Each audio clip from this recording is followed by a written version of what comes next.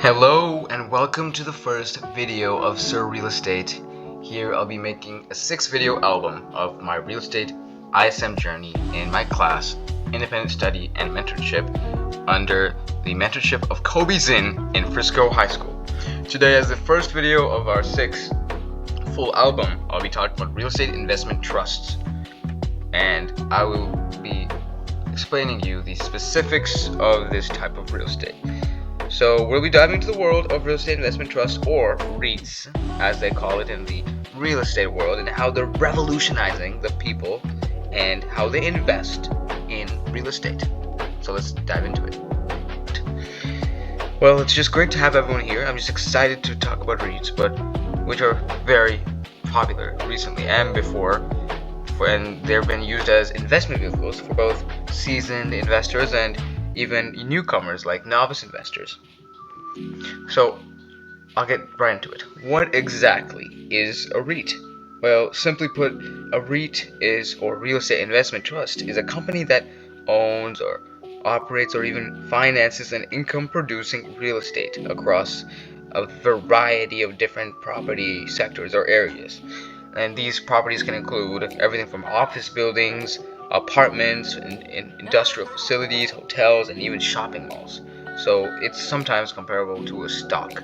And this is one of the first topics I was jumping on in my journey in ISM.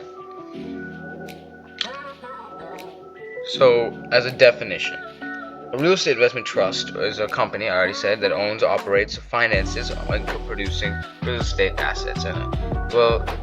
These assets, as I said, can come from a variety of properties. They're designed to provide investors with a way to invest in real estate without directly owning or managing properties themselves. And according to law or legal procedure, REITs must distribute at least around 90% of their taxable income to shareholders in the form of like and this makes them attractive, basically, for income-seeking investors. They're traded on major stock exchanges, offering liquidity and accessibility to investors interested in adding real estate exposure to their investment portfolios. Well, I hope you don't get confused with what a stock and a REIT is. I'll just note down the major differences right now. So in terms of the asset class, stocks represent ownership shares in corporations across various sectors, including healthcare, finance, and technology, and other ones. But when it comes to REITs, they're primarily investing in income-producing real estate properties like office buildings, shopping malls, apartments, and hotels. So it's more private-based, if you know what I mean. It's more on the industrial and infrastructural side of private facilities. When it comes to ownership structure, when you buy stocks, you're purchasing ownership stakes in individual companies. In contrast, REITs invest in real estate assets such as properties or mortgages and distribute income generated from these assets to shareholders. Risks and returns are another big difference. Stocks hold prices that can be very volatile, and returns depend on the performance of the underlying companies and broader market conditions. Well, REITs are just a little bit different, and they're influenced by factors like rental income, property appreciation, and interest rates. They may offer diversification benefits and even stable income streams that can also be affected by real estate market cycles, which is a very big difference when it comes to stocks and real estate, because I know it can be comparable to see a REIT as a stock, but there's a lot of specific fields that the REIT only applies to. Liquidity. When it comes to liquidity, stocks are always in high liquid investments, as they can be bought and sold very easily on stock exchanges during market hours on quick times.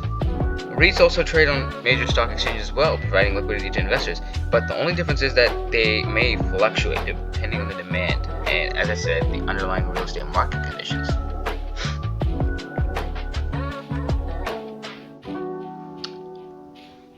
As we move on, I'll just dive deeper here into REITs. And as I said, by law, REITs must distribute at least 90% of the taxable income to shareholders in the form of dividends. They're also increasingly accessible. You can buy shares off publicly and traded off of you can buy shares of publicly traded REITs, just like you would like with another stock in another company, making it easy to diversify your investment portfolio with real estate assets. Now let's talk about the benefits of investing in REITs. First of all, they offer attractive dividend yields, providing investors with steady income stream. And additionally, they also have lower correlation with other asset classes like stocks and bonds, making them valuable and well balanced in the portfolio. So it's making them unique. It's very unique. Well, beyond the dividends, REITs also have potentials for capital appreciation. As the value of the underlying real estate property appreciates or increases over time, so too and will the value of the REIT will. And we can't forget about the tax advantages. Oh wow, very, very different when it comes to REITs. REITs are required by law to pass on the majority of their taxable income to shareholders, which means that they are not subject to corporate income at the entity level. This can result into high dividends for investors compared to traditional corporations. And just to dive into some of the regular type of REITs, like equity REITs or hybrid REITs or mortgage REITs, each of these have its own risk and return.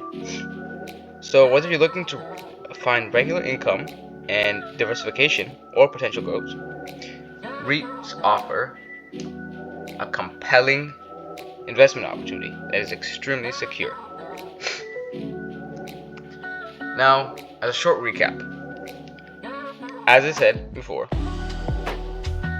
from the previous definition slide, they are a company that owns, operates, or finances income-producing real estate assets.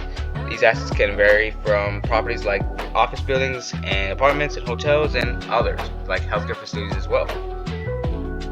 Now, to give my audience a very great closing, as I said, they offer a compelling investment opportunity in the real estate market. Just remember to do your due diligence and consult with a financial advisor, which is extremely important. So to determine the right fit for your investment strategy. You may not know the company you're investing into, you might not know the property you're investing into, so it is your job to figure it out and understand and do a background check on them before you invest. And that's a wrap for our overview of real estate investment trusts. And if you found this video extremely helpful, make sure to go subscribe and like to SirRealEstate, as I'll be posting more videos soon out of our 6-video album of the entire overview of my ISM journey with real estate and under the mentorship of Kobe Zinn. Thank you so much, and make sure you subscribe to SirRealEstate.